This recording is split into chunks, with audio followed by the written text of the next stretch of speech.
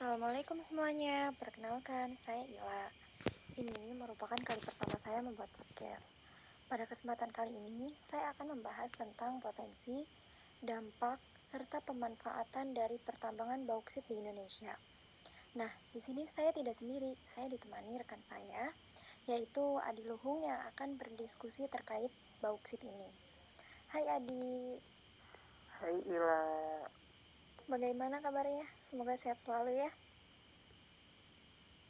Alhamdulillah baik, makasih. Adi, seperti yang sudah tadi Ila sampaikan di awal, di sini Ila mengajak Adi buat berdiskusi seputar pertambangan bauksit, baik itu dari segi potensi, dampak, serta pemanfaatannya. Jadi ginilah, bauksit itu kan salah satu komoditas tambang yang penting ya di Indonesia. Dengan sumber daya alam yang melimpah, maka kebutuhan dalam negeri bisa tercukupi untuk bauksit ini.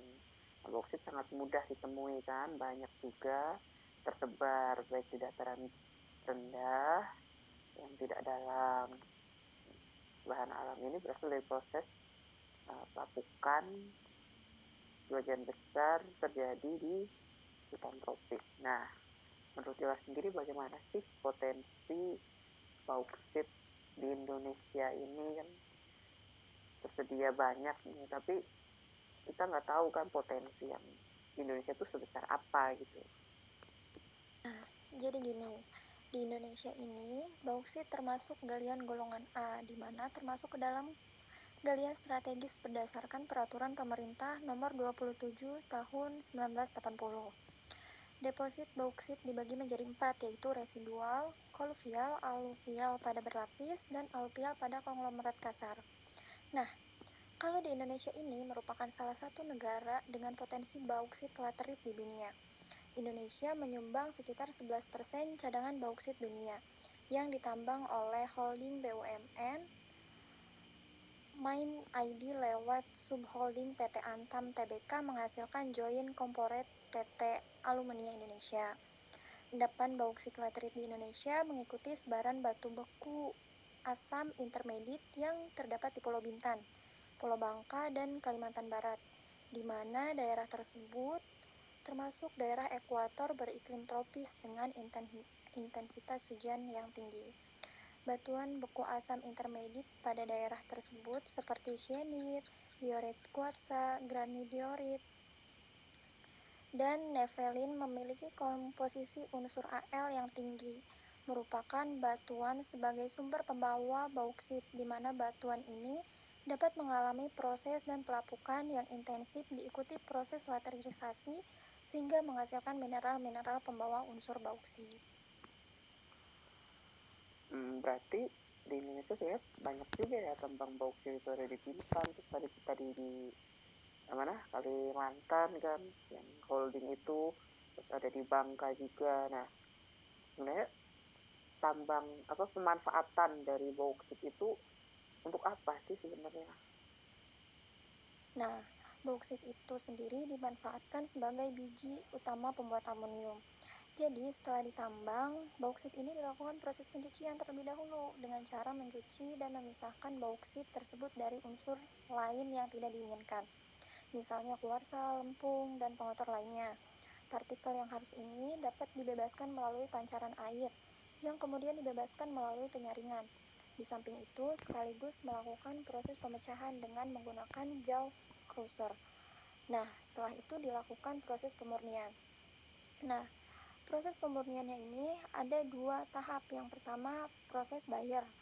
Proses Bayer ini merupakan proses pemurnian biji bauksit untuk memperoleh aluminium oksida atau alumina. Nah, dan proses kedua yaitu proses Hall-Héroult, merupakan proses peleburan aluminium oksida untuk menghasilkan aluminium murni. Nah, jadi setelah biji aluminium murni itu selesai, itu bisa dijadikan bahan utama untuk membentuk badan pesawat. Itu juga bisa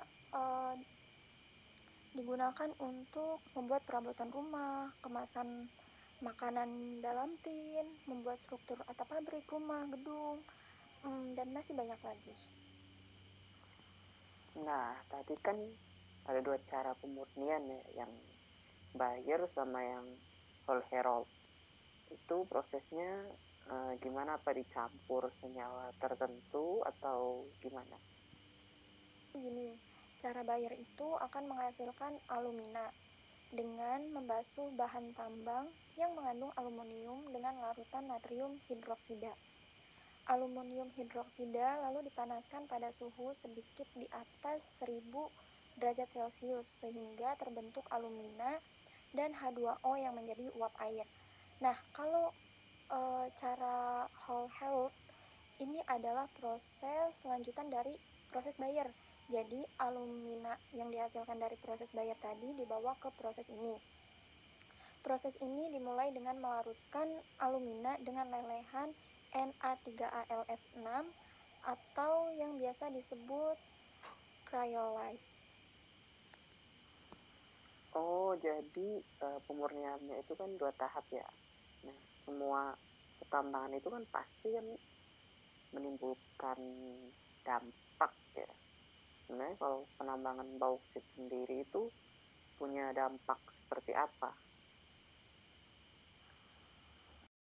Nah, ya benar, ada dua tahap.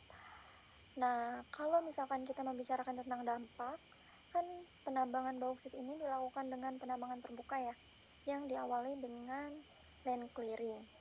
Setelah pohon dan semak dipindahkan dengan bulldozer, dengan alat yang sama diadakan pengupasan tanah penutup. Berarti dampak yang ditimbulkan untuk lingkungan sendiri yaitu menimbulkan kerusakan hutan karena dibabat habis untuk mencari dan menambang bauksit.